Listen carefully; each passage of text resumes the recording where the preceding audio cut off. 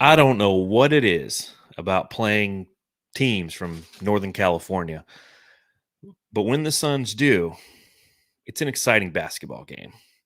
We experienced that just the other night when the Phoenix Suns played the Golden State Warriors, lost by a point. An unfortunate loss, but an entertaining basketball game. Well, tonight, the Phoenix Suns back at home against the Sacramento Kings, a team that they are fighting with in the standings. And knowing that this team has beat us already twice this season, we've beat them once, and we have 2 more games left. If you want to have some semblance of supremacy over your Pacific Division rival, if you want to own a tiebreaker, the Suns had to win tonight. Down 11 points in the third quarter, the Suns turned it on. And in an entertaining basketball game, they end up winning by 5, scoring 130 points without Bradley Beal. Bradley Beal, 5 minutes into the game, 5 points into the game, looking good, pulls his hamstring. Out for the game, most likely out for the game tomorrow, and will be out considering the All-Star break is after tomorrow's game. We probably won't see Bradley Beal until we come back. So even without Bradley Beal, the Phoenix Suns, Matthew, go on a scoring barrage and put away the Kings in a very entertaining game, man. Yeah, it was very entertaining. I think we all expected it, and it went a little bit better this time. It was still high anxiety, even though it was closer to the whole game, neck to neck. Guys, I mean, just teams going on spurts, runs here or there. You felt confident sometimes, then all of a sudden you're like, wait, we're going to lose this game. And then all of a sudden you're like, oh, we got this game. Oh, no, we're going to lose. But it is the Kings, and they are still like a team that's kind of learning. They're still one player away. So they will make those 1 or 2 fuck ups that really kills them in the end. So they did that tonight and helped the Suns out, I feel like. Yeah, a complete game of runs, and I echo exactly what you said. The Suns would go on a 10-0 run, and you're like, dude, this team's unbeatable. There's no one who could stop us. We'd give up a 12-0 run, and we're like, we'll never score a point again. I don't even know why they play. Just one of those purely schizophrenic games that as a fan, as a Suns fan, you're frustrated in watching the highs and the lows. But as a basketball fan, overall, it's just a great basketball game. When the final score is 130 to 125, you saw plenty of scoring in this game, elite level scoring. And as I mentioned before, the Suns had to adjust on the fly. Part of their game plan is assuredly having Bradley Beal play at least 30-something minutes. And he goes out with 5 minutes into the game. The Suns had to adjust accordingly on the fly, and kudos to Frank Vogel for doing so. So we got plenty to talk about on this edition of the Suns Jam Session podcast. Shout out to everybody who's watching along live. Biscuits and the Bear, $5 in the super chat, says 1 more to go. Team going to be a monster after the break. Thank you for the donation. Thank you for supporting the podcast and the channel. And everybody who's joined us, the best way to do it, just hit that thumbs up button. Let people know where you watch your Phoenix Suns content. If it happens to be on YouTube, if you listen to the podcast, go ahead and give us a 5-star review on Apple Podcasts, or if you're on Spotify, just rate us 5 stars. They don't give you the option to review. We don't get to read your beautiful words that you have to describe about us. If you write beautiful words, we'll read it right here on the podcast. So plenty to talk about. We've got a new member of the Phoenix Suns that was acquired today. A herky-jerky, crazy game. So we're going to get right into this. Pop them if you got them, Suns fans. That sounds so crisp, so nice, so clean. Just like this victory.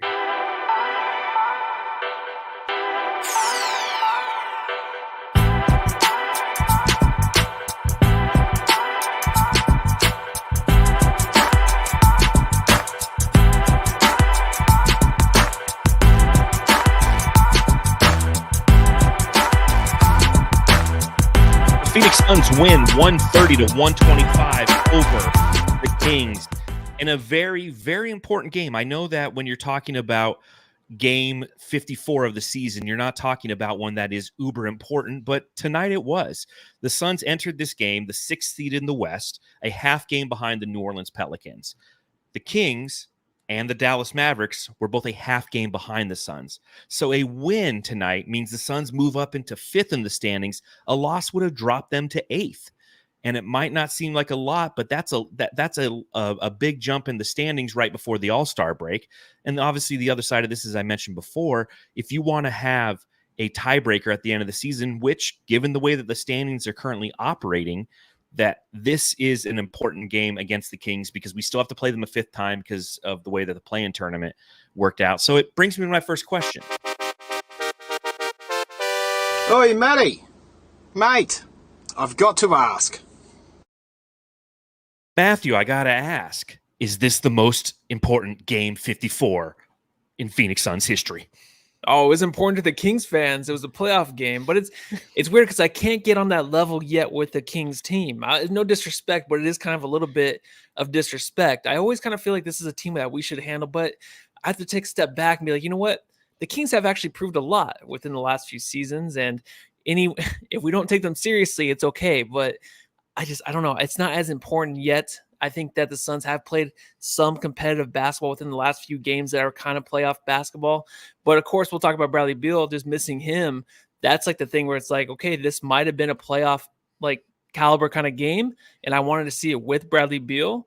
And now it's like, well, now we need to adjust without him. You know what I mean? So I feel like every time we hit a moment in this season where it's like, this is playoff basketball, this is a time where the Suns can prove themselves, there's like another little step back. Always. It's like, is there any consistency? I don't know. So honestly, to answer your question, dude, every game's important, probably moving on after the All-Star game. Yeah. And I think that, this is important because it's the Kings, because this is a team that the Suns have had a hard time with this season, because this is a team that has unbelievably expert scoring ability. I mean, they're good. They're great when it comes to scoring. So to see our defense, even though you give up 125, to see our defense step up in the manner that it did in the most important minutes of the game, it was important. As you mentioned, without Bradley Beal, that's a step back, but this is a step forward because we won without him adjusting on the fly. That's what I want to see. I want to see Frank Vogel have that ability to go, you know what? Something negative has happened. I have to adjust. And in-game adjustments haven't necessarily been a forte of coaches of recent past years. The guy we'll see tomorrow night, and Monty Williams coming back to Phoenix, and to see him do that, I thought that was extremely important.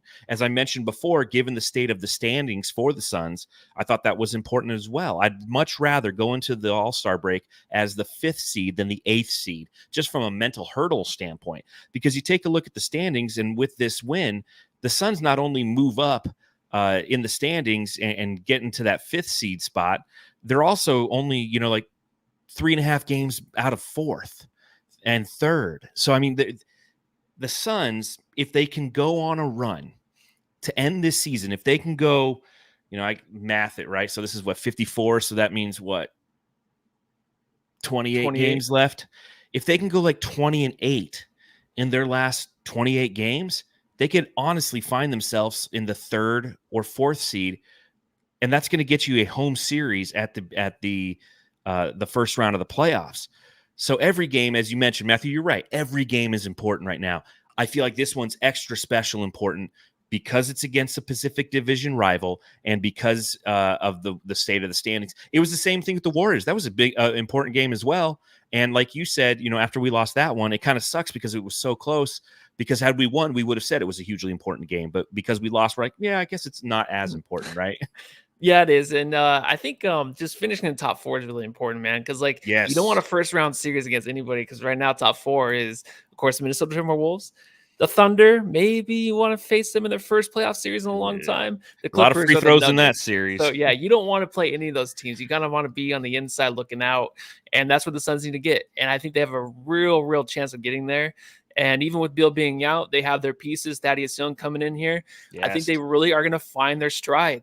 Even with missing Beal, I think they have those pieces that can really fill the holes and make sure that, Katie and Booker, 2 of the top 7 scorers in the league, just have those pieces around them to help them win the games to get into that position in the playoffs in the top 4 seed. And we definitely saw that tonight. And before we go further, I do want to give a shout out to Equipment Manager, Fallen Founder, $20 donated in the super chat. That's Equipment Manager, Fallen Founder, one of the co-hosts of the Suns Planet podcast. He says, I hit 2 parlays. Let's F Spiders. Which makes sense. Yeah. Is a perfect segue. I think to is it?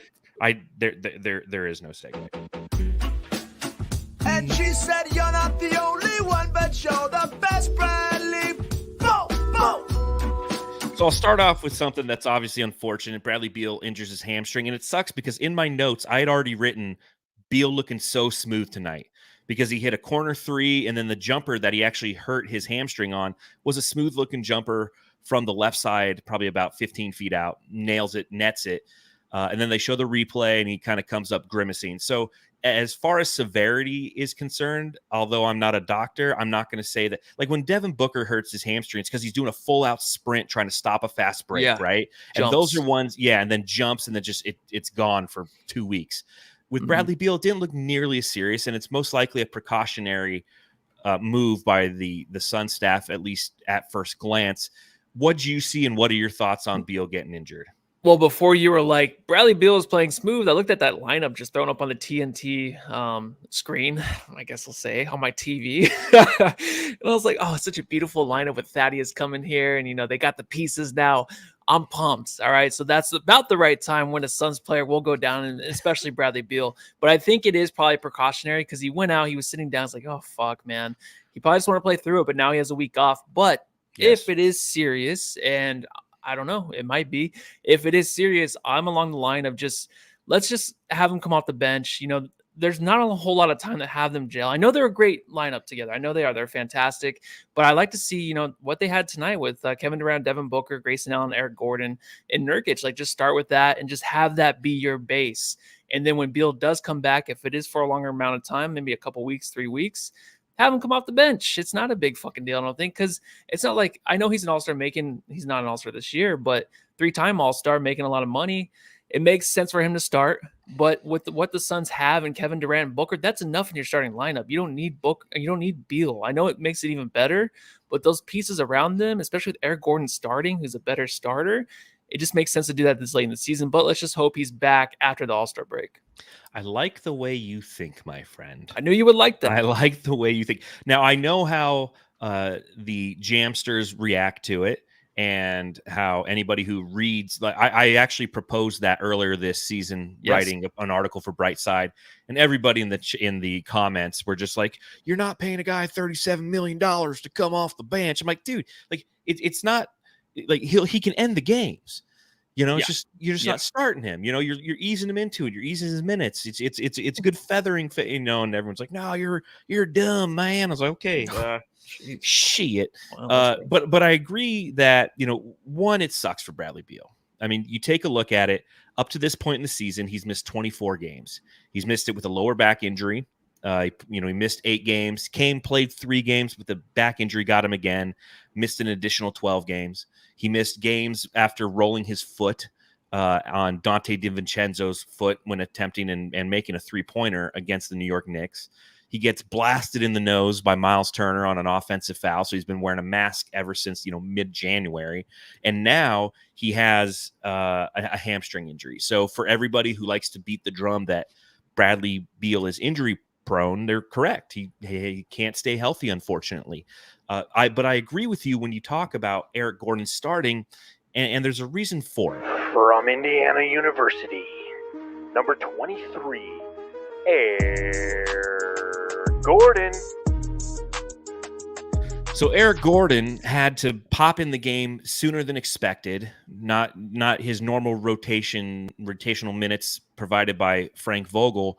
Like I said, 5 minutes from Bradley Beal, he's out. Boom, you get Gordon. You get 27 minutes of Gordon tonight.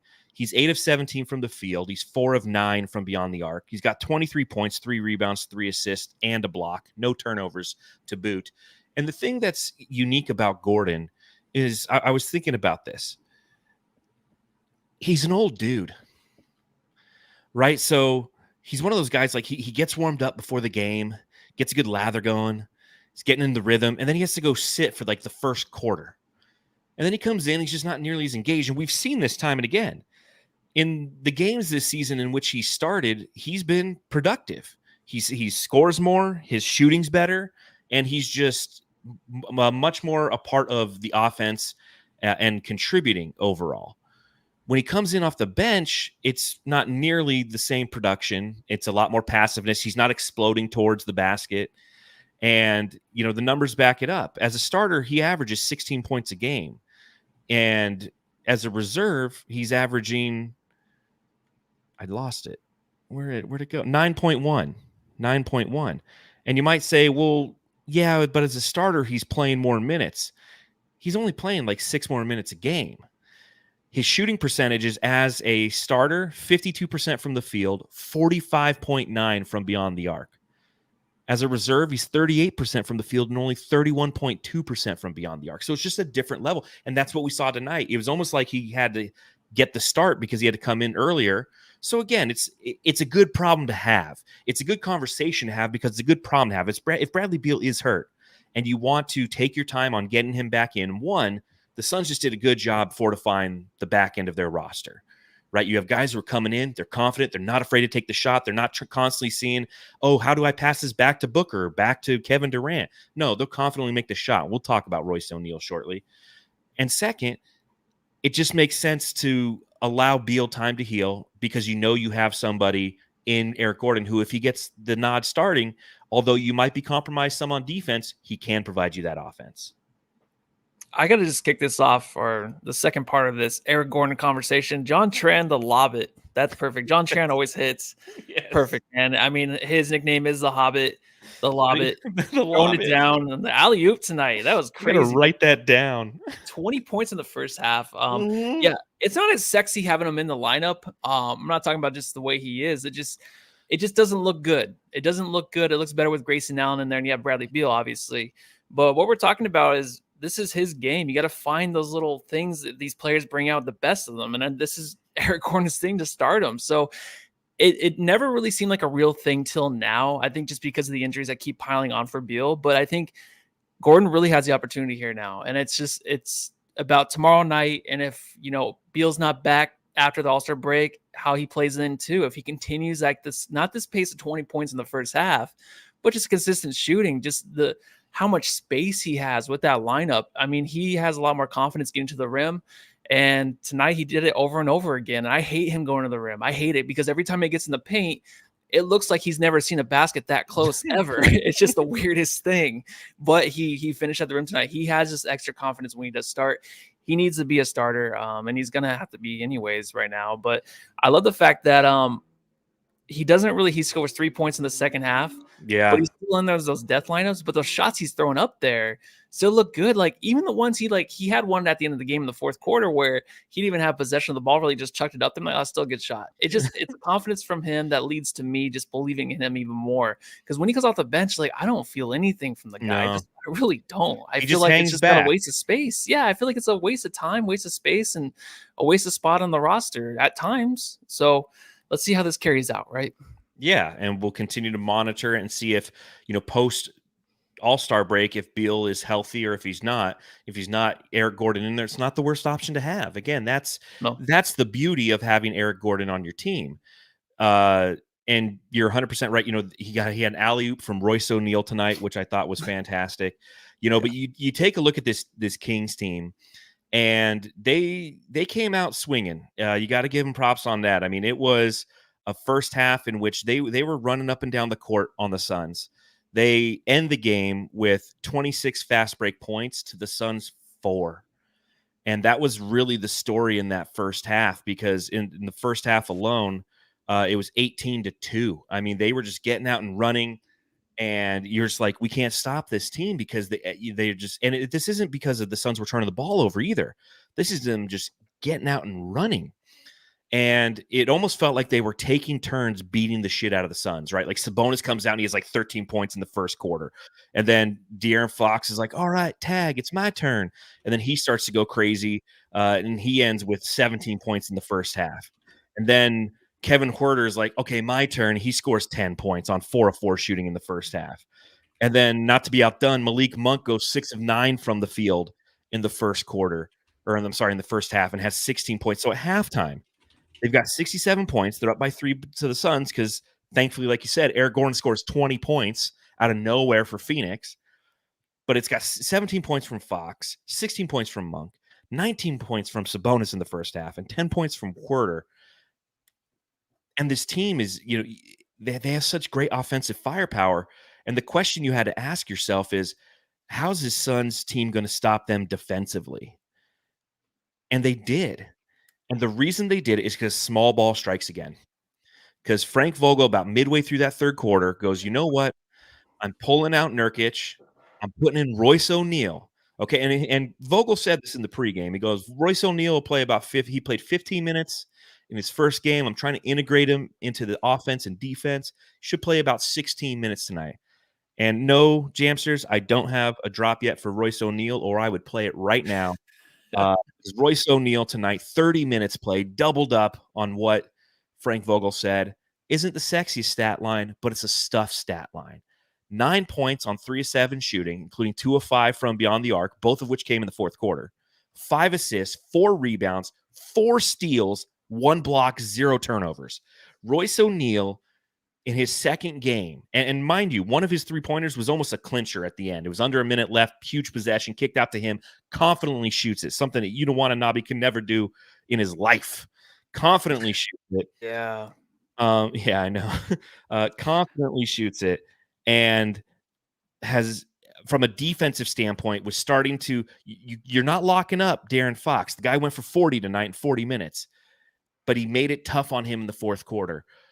The addition of Royce O'Neal has the potential to be a great game changer. This was a great game to display that tonight. Yeah, and whoa, that was a crack, dude. So I am a little sick, so a little extra cracky tonight. Cracky. Let's rewind that one. So with O'Neal coming in today's game, 15 minutes was the limit, but he had 30. Obviously, things changed. 30 minutes, but he adjusted so well. Like, I was kind of worried about him getting a little tired, just like a little too much for him, too early with the Suns, but it wasn't, man. He definitely hung in there. He hit some big threes, of course, tonight.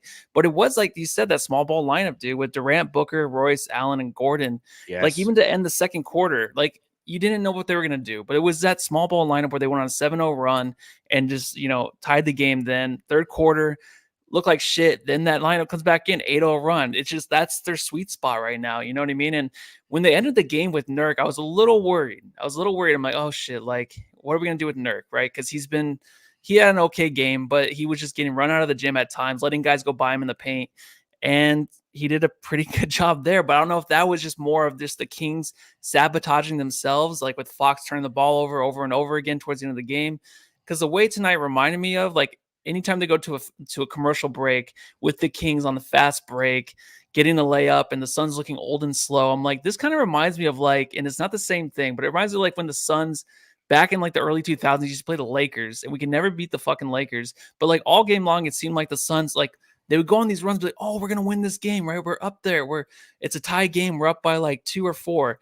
And then all of a sudden, like, the Suns would just make those stupid plays that would kill them in the end. And then, of course, you had Shaq and Kobe on the other side. I'm not saying we had Shaq and Kobe, but we had the better players out there in Booker and KD to end it.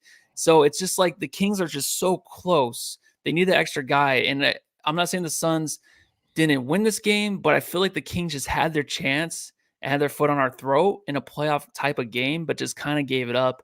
And I think the Suns running out that small ball lineup at times gets them back into the game, and they have to find something else that will work to help them carry and kind of hold that lead and boost that lead up towards the end of the game and towards the end of the half.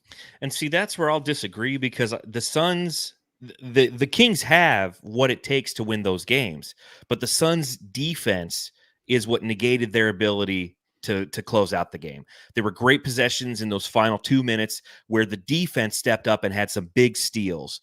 And that's what the difference was. They were making the plays that the Suns of old, as you were mentioning, used to make, where it's a close game, we're up 4, and then we turn the ball over 2 times in dumb fashion, and then they come down and they have the ability to have Kobe hit a clutch jumper and Shaq exploit the interior. The Suns were doing that tonight with Booker and KD in the final couple minutes. But on the other end, Domantas Sabonis, he had a play where he just went right around Josh Okogie and dunked. And De'Aaron Fox went in there and he had a play, but he was blocked.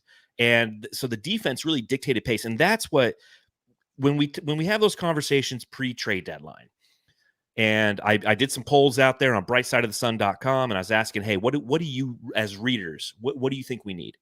And it's interesting because I asked the same question on like June 4th, right? It was right after the Suns had got boat raced by the Clippers. And the majority of readers, over 72%, said we need either a starting or backup point guard. We need playmaking on this team. When I asked this question again prior to the trade deadline, the number 1 response was defense, and the number 2 response was rebounding. So the narrative has shifted around the Suns as to what they need. So you take a look at what James Jones did at the trade deadline. he gets rid of 4 of the 7 players on our team who have a negative net rating, right? The only 2 players that are still remaining on our roster that had a negative net rating are Udoka Azubuike, who's a two-way player, and I think it's Nasir Little. The other 4 guys are gone. You bring in Royce O'Neale, who's a defender, who's making $9 million, so he's a quality guy. Price for value paid. He's somebody who's earned a contract due to his 3-and-D ability in this league. And you bring in David Roddy, who we've yet to see, but I bet you we see tomorrow, considering we're playing the Pistons, right? And then you go and you get Thaddeus Young, which I definitely want to talk about. So I think we should talk about at the back end of the podcast. But what has James Jones done? He's addressed the needs of the team, defense and rebounding. So you look at the final 5 minutes of this game, and it's tight, right? I mean, it's a clutch time game, and the Suns pull it out. One, because of their elite shot making, because of Kevin Durant, because of Devin Booker, but because of the defensive hustle. Josh Okogie, a huge offensive rebound off a Devin Booker missed free throw, right? Royce O'Neale, one of his how many steals did he have in the fourth quarter? Let me look at that real quick, because he was fantastic throughout the game from a defensive standpoint. Fourth quarter, Royce O'Neale, 2 steals. 2 steals in the fourth quarter. 8 points in the fourth quarter from Royce O'Neale. This guy's with the team for, this is his second game. That's what changes the game. So I'll give the Kings credit because I think that they have an amazing offensive team. They truly do. But Royce O'Neale is somebody who's come in here, and I actually do you have anything to say on Royce O'Neale? Because I got a quote I want to run through. A quote from Royce? No, from Nets fans, on Twitter and YouTube. So they're a Nets affiliate. They reached out to me. They asked about Keita Bates-Diop. We have a relationship. We talked to them last offseason when we got Kevin Durant. They were asking about the Twins. And I asked them for a scouting report on Royce O'Neale. They said, Royce is a hustling Swiss Army knife, 3-and-D wing who can adapt to most teams. Over his time in Brooklyn, he played 1 through 5 on both sides of the ball. Good at a lot of things, but a master of little. A fan of Jock Vaughn. A fan favorite and a Jock Vaughn favorite, Jock Vaughn being their head coach. Despite being only 6'4", his hustle and defense allows him to cover opposing teams' top options often. When the Nets played small, Royce did great on defense versus centers, much bigger than him. Versus the average 5, he didn't need much help. But versus the Embiids of the league, the Nets would often send help. On offense, his primary role was creating gravity for other players. Most of the field goal attempts are threes, which we've already noticed. When playing wing, his IQ allowed him to know when to take a three-pointer due to his elite pump fake or swing it to the right player or place. He would be part of the Nets' closing lineup often and hit several game-winning shots, a right place at the right time kind of guy. After KD trade last year, the Nets were forced to put him in a backup point guard role. His hands weren't good enough for the role, but it was passable considering the situation. They only had 1 point guard on the roster. Don't look at the numbers when judging him. Strengths, high motor, defensive ability, three-pointers, IQ, clutch, easily adapts to different roles. Weaknesses, low field goal percentage, only takes threes, doesn't have an elite skill. So, again, that's from Nets fans on Twitter. Go ahead and give him a sub and on YouTube as well. And I think that perfectly encapsulates who he is, man. He had a great game. Great game. Yeah, if you're De'Aaron Fox, though, and you have to close this game out, I feel like the Kings had a chance to win it.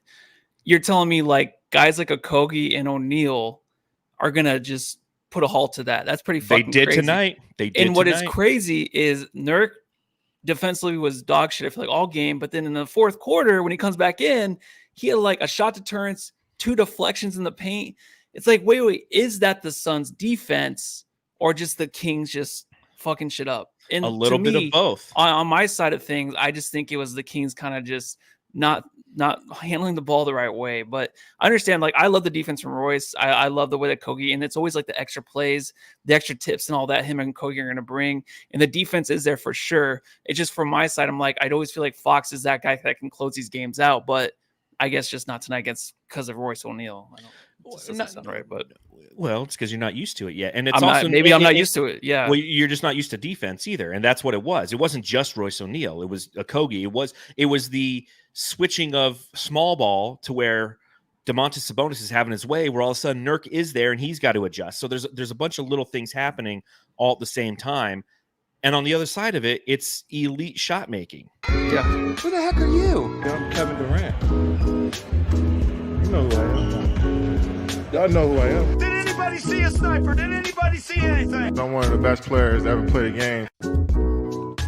Did you watch it this time? Oh my God, dude. Well, what I have to do though is every time you do a shorts, the drops, I have to like look at the notes and see what I'm going to say and all that shit. You have to say something beforehand because I'm never Here gonna comes the whole rest of the season. I will never see what not it says even unless I go back and rewatch it. It's not even that big of a deal. But 28 points on 11 of 17 shooting, 11 rebounds, 4 assists, a steal. Kevin Durant, 2 of 5 from beyond the arc.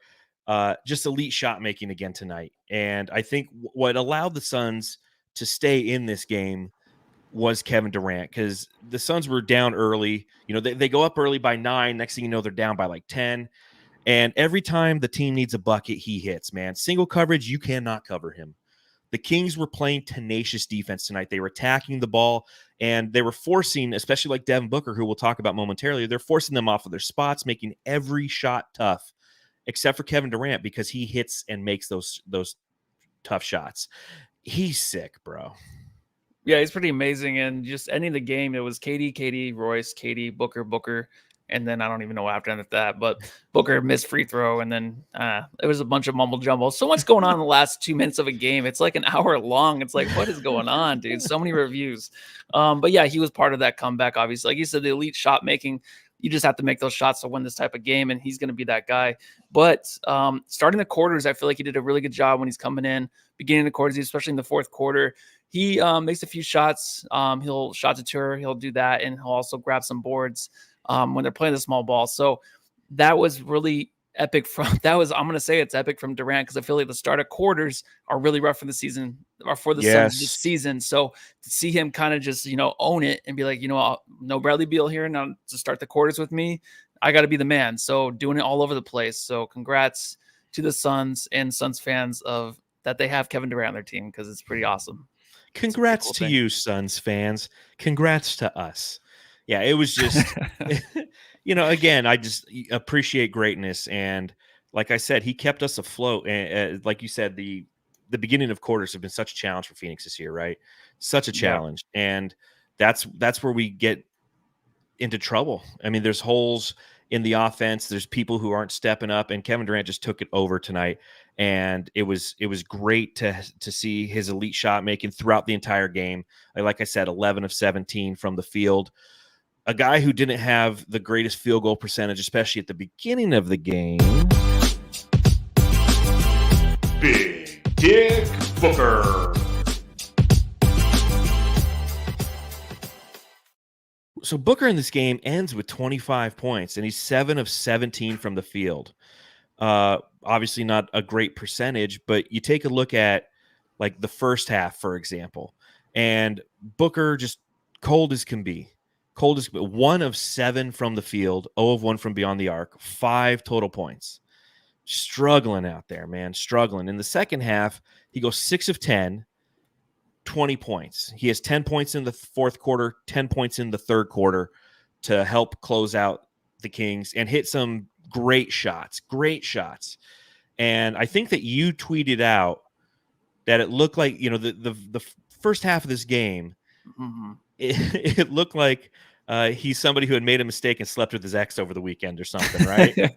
Dude, that did not look, and it did not look like he hit big shots.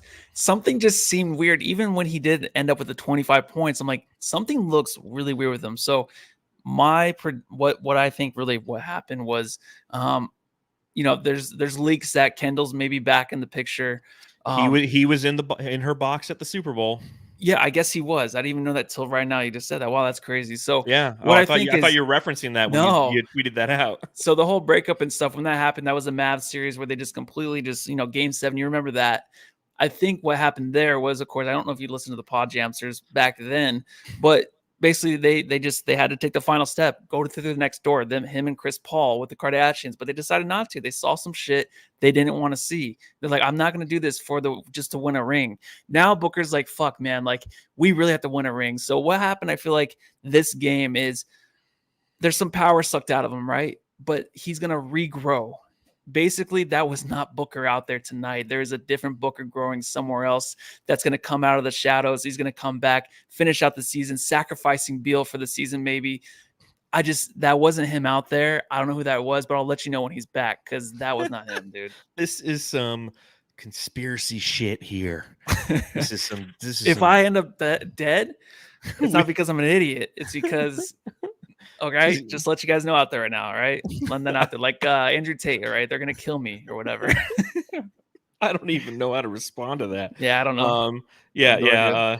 It's like, wait, is this a weird Illuminati conspiracy? Yeah, potentially. Sure. You know, if you want to win a ring in Phoenix, you gotta sacrifice. You gotta sacrifice Devin Booker to the Kardashians or some shit. But maybe that was just first half Book because he came out in the second half and he was elite, man. 6 of 10, 10 points in the third, 10 points in the fourth, closed out the game. It was good to see him back, man. It was good to see him back. I just think it took him a half to shake off the fact that he was hanging out the Kendall Jenner or whatever at the Super Bowl. If that's what even happened, who knows, man? Maybe that was a conspiracy. Somebody probably photoshopped that as well. Who knows, man? What'd you think of our fuck shit up guy in this game? Hi, Barbie. Oh, hi, Alan.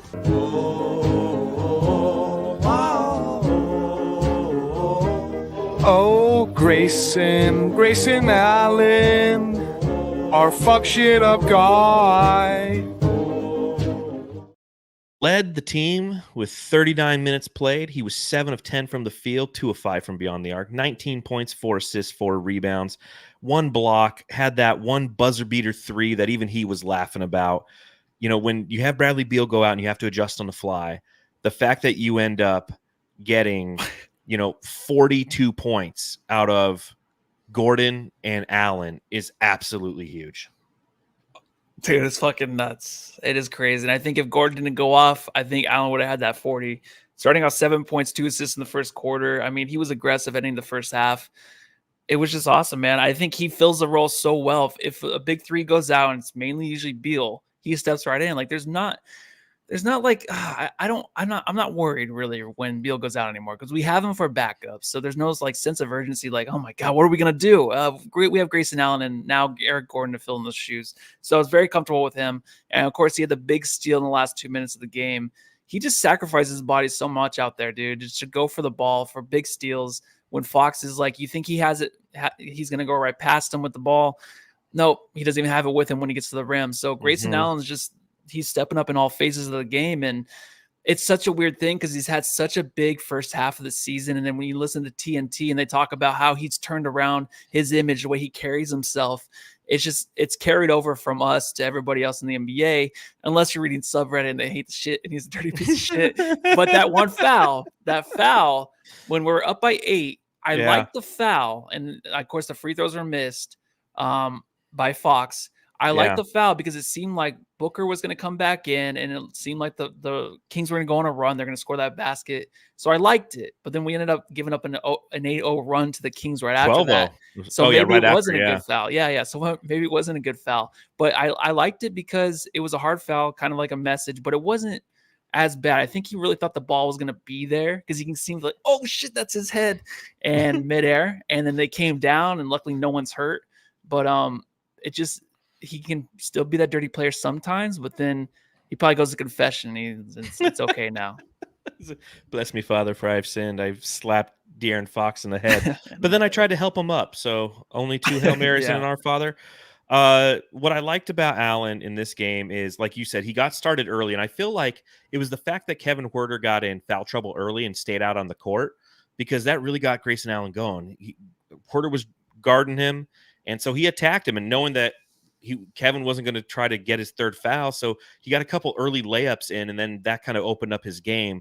This game was on TNT. It was, yeah. And you know why? Because I downloaded HBO to watch that stupid fucking new True Detective that's terrible. I haven't watched one episode.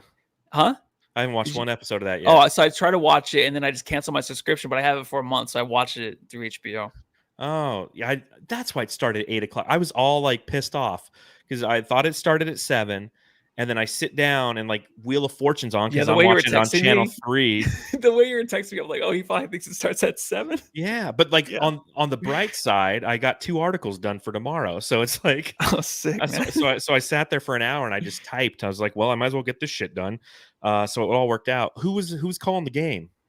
It was Reggie. He does, and I'm not gonna lie, the Doris Burke thing. I know she's ESPN, and the Reggie thing is kind of overblown now because when you do the subreddit, everyone talks about Doris Burke. They do.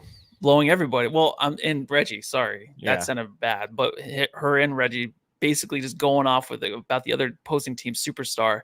But I was actually an okay Reggie Miller game, so kind of liked it. So overall, even though you're hanging out on TNT, it was an okay. I clicked. Reggie says. It was an okay Reggie Yeah. says? Yeah, All it wasn't right, okay. good. Reggie says. Good. One thing I forgot to mention, Devin Booker moves into second all-time in franchise history scoring, passes Alvin Adams. He now just trails Walter Davis, and he's got about, let's see if I can do some quick math, 15,666 minus 13,912, 1,700 points, almost 2,000 points to go for Devin Booker. He's going to do it. I mean, that's not even a question. Oh, yeah. It's not even a question. We knew that 4 seasons ago. Yeah, we did. We're like, start building the statue right now, man. That's all we did. Gosh, I'm all over the place right now. Katie, Book. Oh, I wanted to get your thoughts on. Look, up in the sky! It's a bird! It's a plane! It's Bo, motherfucker.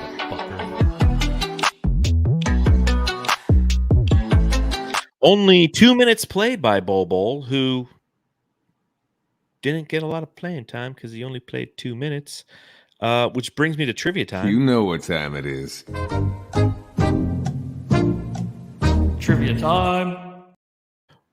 What was the date the last time that Bol hit a 3-pointer? December 13th? No.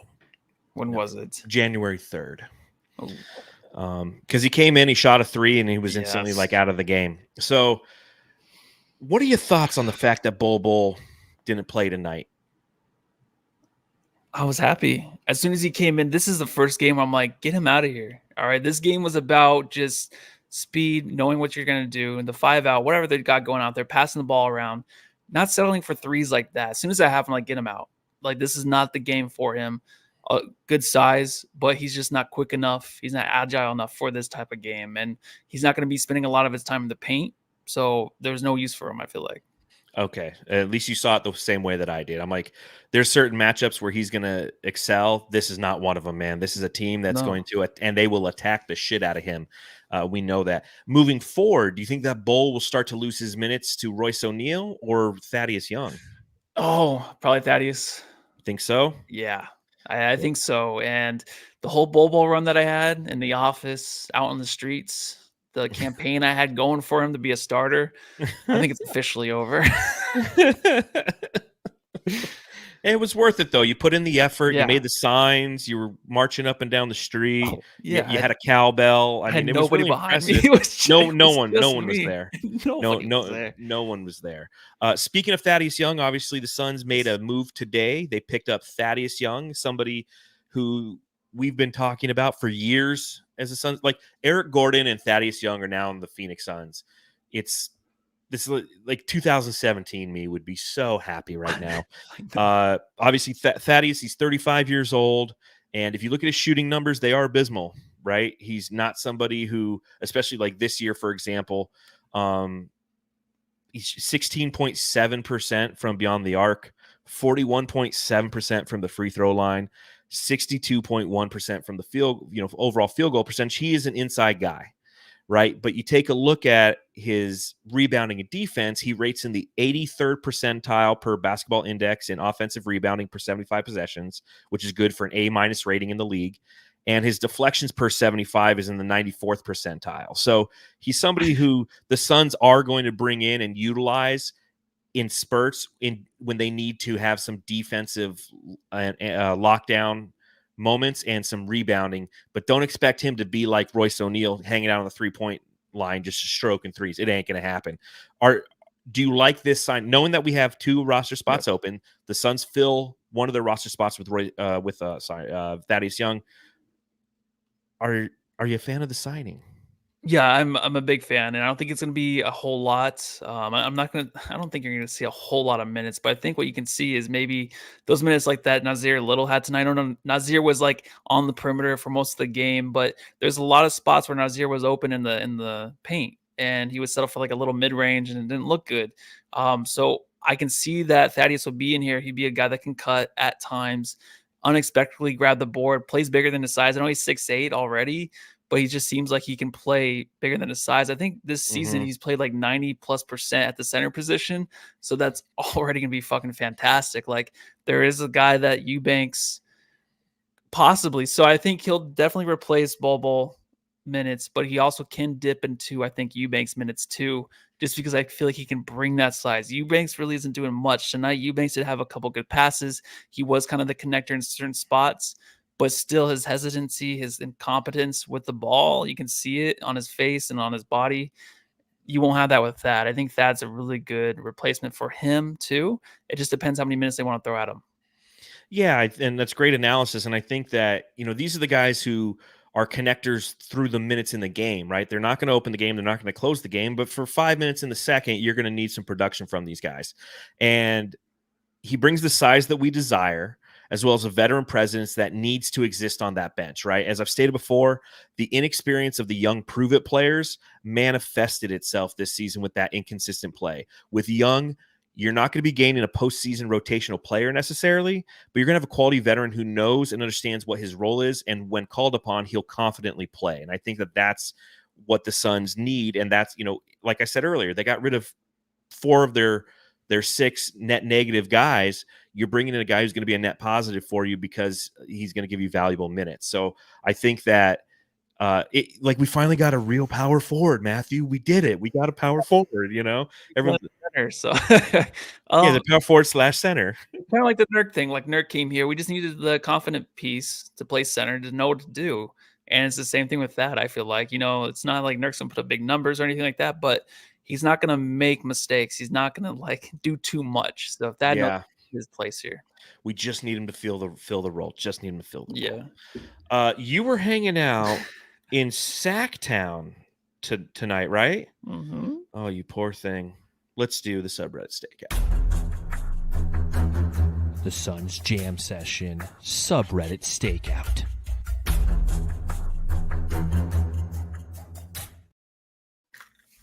Oh my God. Hold on 1 second. Booker's texting me, and I just hold on. Right after the game, he texts me, and I'm just like, whatever. I saw you at the Super Bowl with Kendall. Don't text me now, bitch. All right.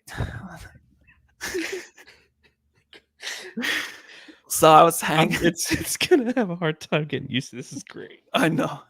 My bobby pins in my hair too. Yeah, that's great. You spent some time on your hairdo, Miss Valley girl. Yeah. So anyways, I was hanging out in Sacktown. You're such a Valley girl. Yeah. So first comment was, I'm out of breath from putting on my wig already. So, oh my OMG, Sabonis is a legit living legend. I agree. That stat line that came up, I was like, holy shit. Later in the game. Yeah, just so everyone knows, Sabonis tonight, 35 points, 18 rebounds, 12 assists, 14 of 22 shooting. I mean, he just eviscerated the Suns, man. That's why this was such a great win, man, because both he goes for 35, De'Aaron Fox goes for 40, right? And it's like I said earlier, Huerter had 10, but he had them all the first half, and Monk had 16 in the first half. He ended with 22. So the Suns shut down the ancillary players, but Sabonis and Huerter, Fox, you can't stop those guys, man. Ooh. Yeah, and totally. They're talking about Nurkic too out there. Oh yeah? Yeah, they're just upset. So Nurkic is setting a fuck ton of illegal screens. He's set 1 illegal screen so far. The rest have been moving. And honestly, I think he got away with a lot to start the game. So if you remember when we would play Portland in the past, I used to always say that about Nurkic, dude. the guy is the king of the moving screen. It used to drive me nuts playing against Portland because I'm like, dude, all Nurkic does is moving screens. I guess I don't watch for it like I used to, and maybe I should start watching for it because he does. He does. No, he did it a lot tonight. And there was a lot of ref talk, but I'm like, oh, it's so boring. I don't even want to go over it because it's like that all the time. They always talk about the refs and everything and just how they're not calling and blowing their whistles and stuff like that. So someone did say 1, 2, 3 lick rocks. I don't even know what that means, but I just had to throw it in there. So Grayson Allen. Oh no. After that foul, Grayson Allen, dirty ass bitch. Grayson Allen, dirty fucking Grayson Allen. And then yay, more missed free throws. Good job. So those are the 2 missed free throws from Fox. And this one really hurt my heart. So Eddie Johnson is such a shitty, hypocritical announcer. Are you kidding me? I can't believe that.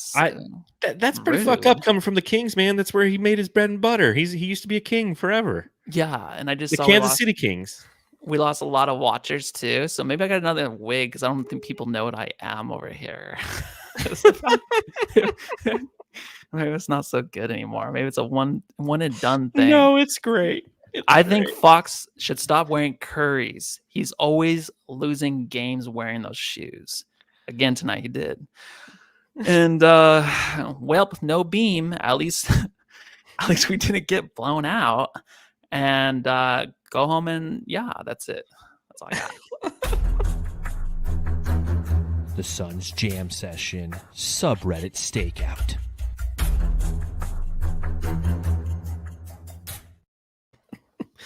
Oh, well, I'm glad that the Valley Girl survived being in Sacramento tonight. I mean, it's got to be tough. It's got to be tough, man. Yeah, it was tough. It's got to be tough. Gosh. Let's hand out some hard.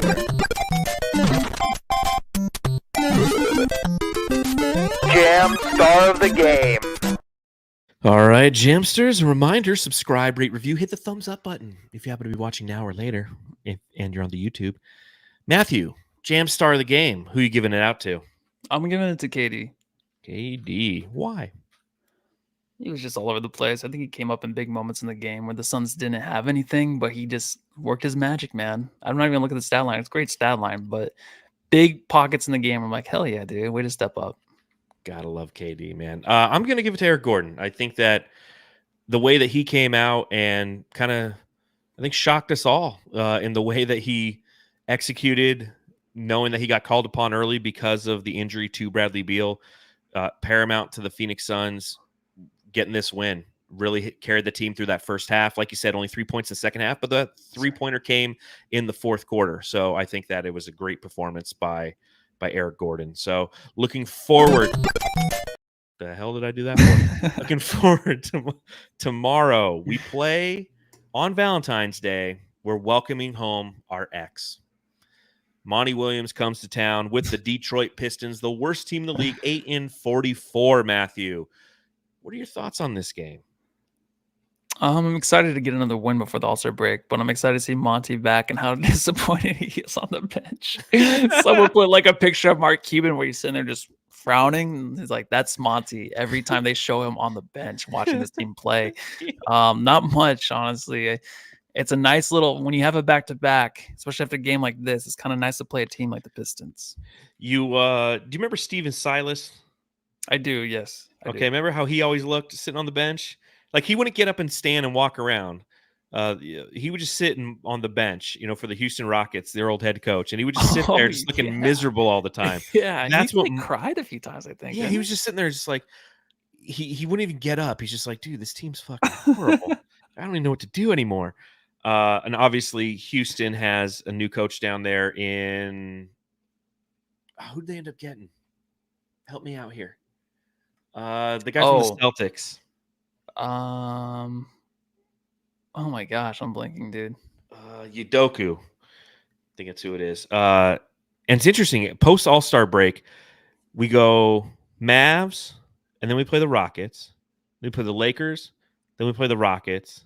Then we play the Rockets. So we get the Rockets in like 3 out of 4 games. It's really weird.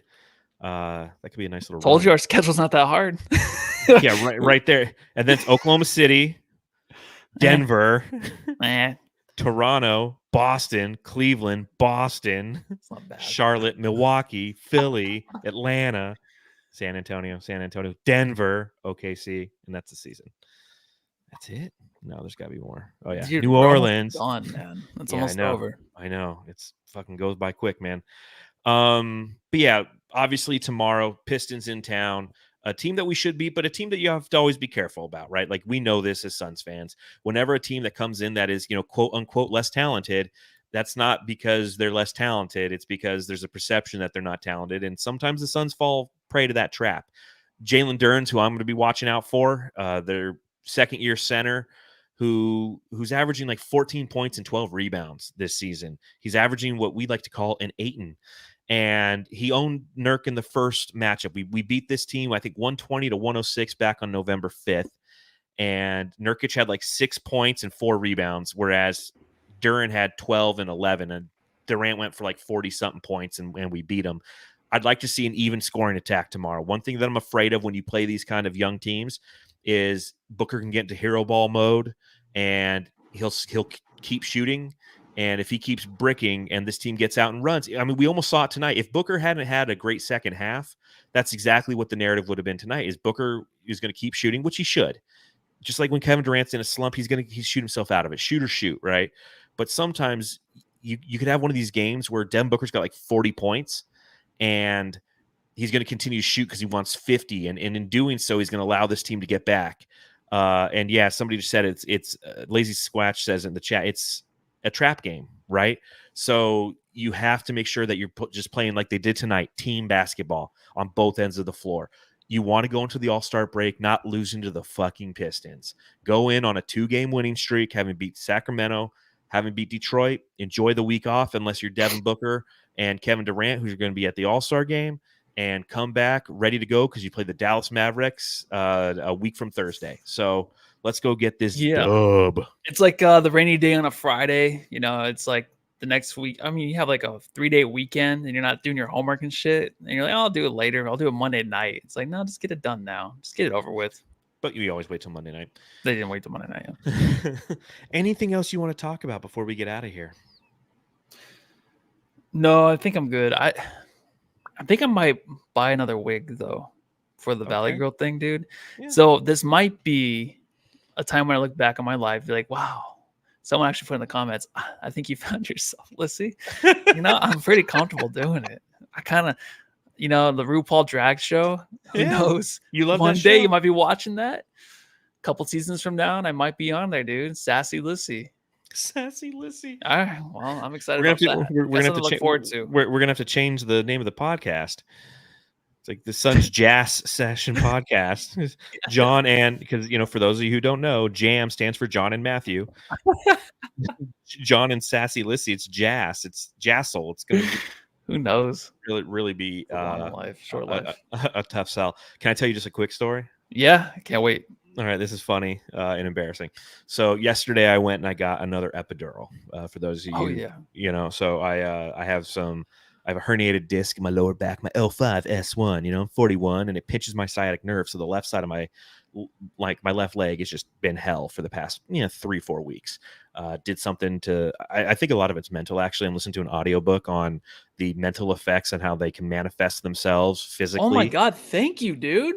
Sorry. Pause really quick. That's my shit. I've always wanted to tell you that shit, but I didn't think you would actually hear that. So dude, I'm literally listening to a whole thing on it. It's called The Mind-Body Connection, I think is the name of the book. And I completely agree with it, because then it's anytime something stressful happens in my life, rather than being anxious about it, think about it. When did my back go out last time?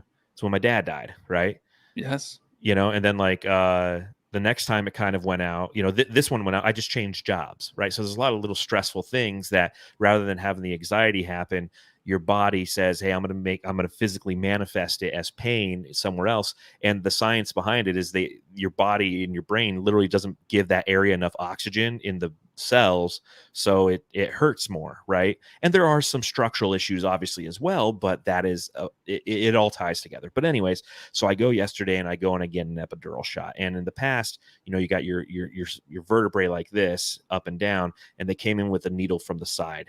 And they pumped steroids in there. And I had 3 injections like that last year. And then what they did this time is they came from down here. So what they had to do essentially is they had to like, I'm laying ass up on a table, and the guy's trying to find like the bottom like tailbone. He goes, "You've got a really long tailbone," and the other guy in the room's like, "And a really long butt crack." And then they spread my cheeks and shove a needle up there, up in between my cheeks, and pump steroids up my ass. Not in the hole. Not in the hole. Oh my god, dude! Those are the guys pumping shit into you. And they're playing. They're playing LL Cool J. It was so great. It was great. It was so much better. Oh my god! I guess just like it was so much better than the last guy. Get rid of the tension. Oh, dude. Okay, so it went good then. That's cool. You're reading that stuff about it, because I believe in a lot of that too. They're all kind of connected. So that's cool. Oh, 100%. Yeah, it's like that's what I listen to and on then my plus drive to with work. Dave passing away, and then the new job, and then Brightside and all that. Like it's a lot, man. It's so a it's lot a lot of on your stress. body. Yep. It's a lot of stress, and again, I don't let it affect me up here, but my unconscious, it's definitely in there, and it's physically hurting me. And it's like, Yeah. I don't know what to do. I haven't gotten to the part of the book where it gives me the solution. Right now, he's still talking about the problem. There's never a solution. It's just constant work. Yay! You know what the solution is? Death. And on that note, Matthew, what can everybody go do? Go home, love your butt cracks.